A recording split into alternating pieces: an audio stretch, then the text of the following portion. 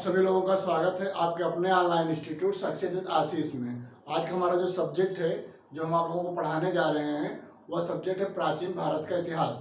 प्राचीन भारत के इतिहास से रिलेटेड जो क्लासेज, जो टॉपिक्स हैं, उसको आपको हम प्रतिदिन जो है क्लास पढ़ाते हैं। और इस प्रतिदिन की श्रृंखला में, क्लास श्रृंखला में आज का हमारा जो क्लास है, क्लास 11 यानी 11। ओके, 11वें क्लास में हम डिस्कस करेंगे बौद्ध सम्मेलन, यानी 4 प्रकार के बौद्ध सम्मेलन हुआ था। 4 टाइप के बौद्ध सम्मेलन किया गया था। और एक क्वेश्चन में पूछा जाता है कि प्रथम बौद्ध सम्मेलन किसके समय में हुआ, उसका परिणाम क्या रहा, उसका अध्यक्ष कौन थे। ये एग्जाम में फैक्ट के रूप में पूछा जाता है। ओके, तो चार जो है मुख्यतः 4 बौद्ध सम्मेलन या बौद्ध समितियां जो है बौद्ध के समय में किया गया था। और इससे संबंधित जो फैक्ट है एग्जाम में पूछे जाते हैं। जैसे पूछा जाता है कि प्रथम बौद्ध सम्मेलन कब हुआ था, कहाँ हुआ था, और किसके शासन काल में हुआ था, इसका परिणाम क्या रहा। तो इससे संबंधित जो है एग्जाम में क्वेश्चन पूछे जाते हैं। तो जो चारों बौद्ध सम्मेलन हुआ था उसी के बारे में हम आज की क्लास में डिस्कस करेंगे। और हम ये भी आज बताएंगे कि बौद्ध जो गौतम बुद्ध थे उनके जीवन से संबंधित कौन कौन से चिन्ह या प्रतीक, मतलब पूछा जाता है एग्जाम में कि उनके जो है जन्म के समय में कौन प्रतीक था या उनके मृत्यु के समय में क्या प्रतीक था। तो ये जो प्रतीक चिन्ह एग्जाम में उनके जीवन से रिलेटेड क्वेश्चन पूछा जाता है। तो आज की क्लास में हम यही डिस्कस करेंगे। और इसके पहले वाले क्लास में हम आप लोगों को पढ़ाए थे बौद्ध धर्म की शिक्षा एवं सिद्धांत। तो इसके पहले वाले क्लास में बौद्ध से रिलेटेड जो बौद्ध धर्म की शिक्षाएं थी और जो सिद्धांत थे उसको हम इसके पहले वाले क्लास में डिस्कस किए हैं। तो आप लोगों से रिक्वेस्ट है कि प्लीज़ आप लोग हमारे यूट्यूब चैनल को सब्सक्राइब करके बगल में बेल आइकन उसको दबा दीजिएगा, जिससे हमारे प्रत्येक क्लास वीडियो का नोटिफिकेशन आप लोगों को समय समय से मिलता रहे।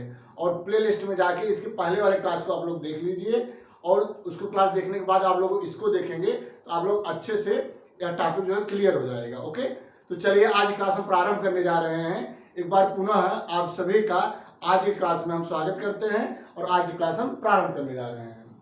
बौद्ध सम्मेलन मुख्यतः जो है 4 प्रकार के बौद्ध सम्मेलन किया गया था। मतलब 4 प्रकार या 4 टाइप, मतलब मुख्यतः 4 जो है बौद्ध सम्मेलन किया गया था। चारों बौद्ध सम्मेलन यह बौद्ध जो भी वहाँ के जो संकलन थे, जो उनकी ग्रंथ थी, जो उनकी शिक्षाएं थी, इसको संकलित करने के लिए इसका जो है उद्देश्य था वह था बौद्ध शिक्षा एवं सिद्धांत को एक जो है संकलित करना।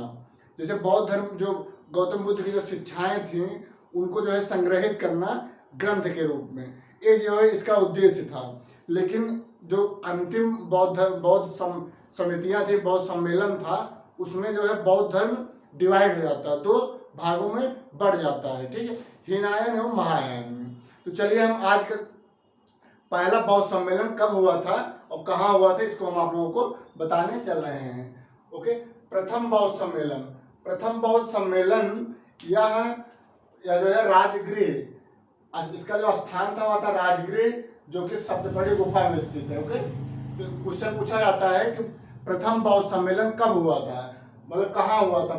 तो प्रथम बौद्ध सम्मेलन या राजगृह, जो कि सप्तपदी गुफा है, राजगृह या फिर सप्तपदी गुफा है, दोनों एग्जाम में दिया जा सकता है। जिसको आप लोग अपने कॉपी में नोट कर लीजिए। इसका जो समय था 483 ईसा पूर्व था। इसका समय 483 ईसा पूर्व था। और जो इसके अध्यक्ष थे वह थे महाकश्यप जो है प्रथम बौद्ध सम्मेलन के अध्यक्ष थे।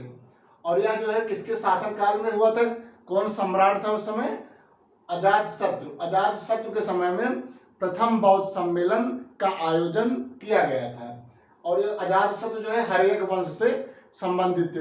एग्जाम में पूछा जाता है कि प्रथम बौद्ध सम्मेलन किस वंश के मतलब तहत किया गया था। तो हर्यक वंश जो कि अजातशत्रु समय शासक थे, इनके समय में प्रथम बौद्ध सम्मेलन का आयोजन किया गया था। प्रथम बौद्ध सम्मेलन का जो आयोजन था वो उसका मुख्य उद्देश्य था जो बौद्ध धर्म से संबंधित शिक्षाएं हैं उनको संकलित करना।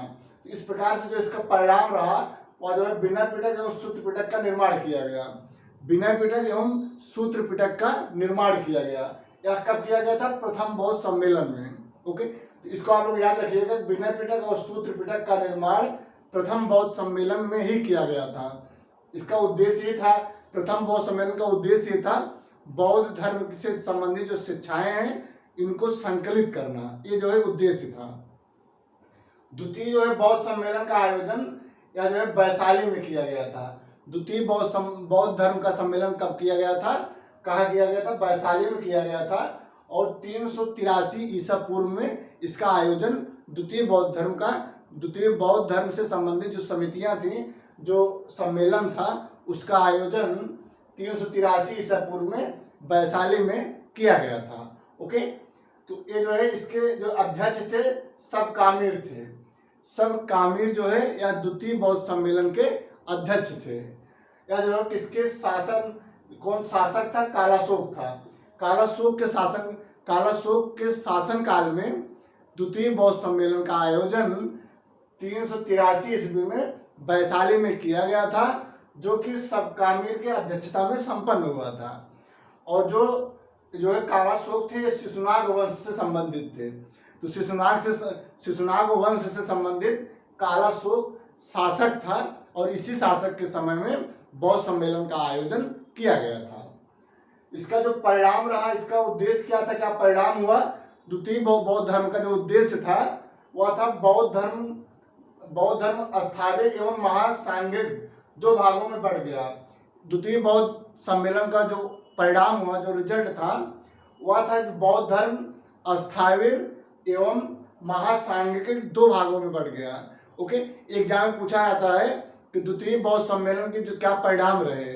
इसका परिणाम यही हुआ कि बौद्ध धर्म दो भागों में महासांघिक एवं अस्थायी दो भागों में बढ़ गया। तृतीय बौद्ध सम्मेलन का आयोजन 251 ईसा पूर्व में पाटलिपुत्र नामक स्थान पे किया गया था।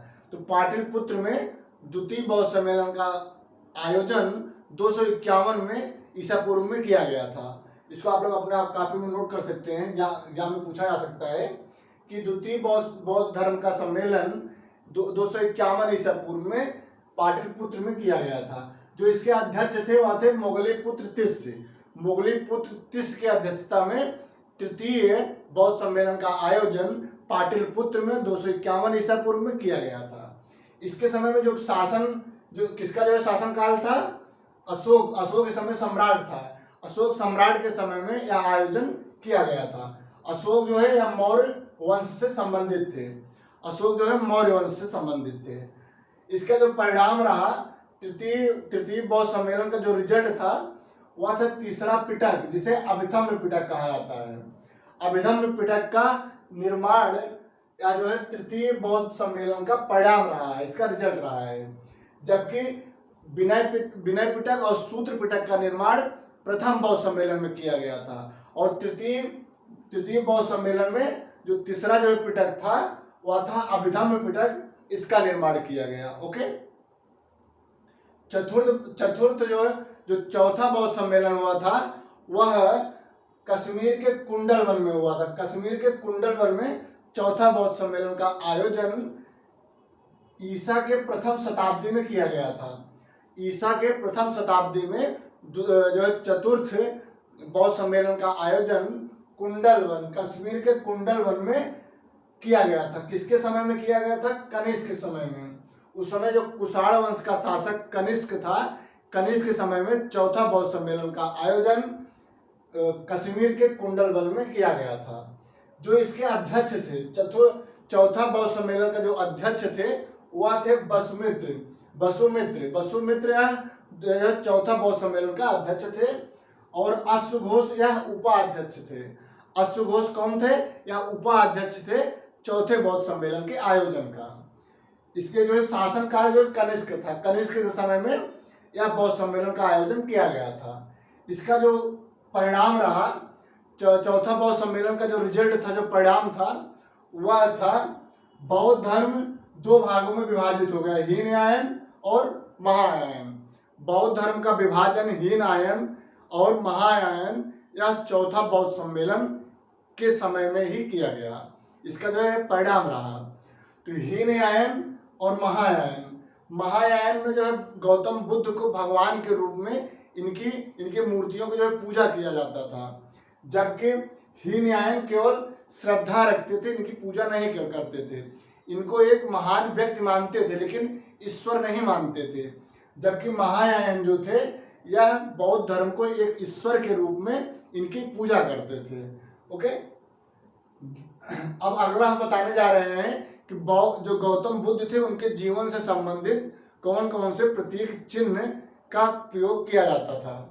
इनका इनके जन्म से रिलेटेड जो पद चिन्ह था, जो प्रतीक चिन्ह था, वह था कमल व साड़।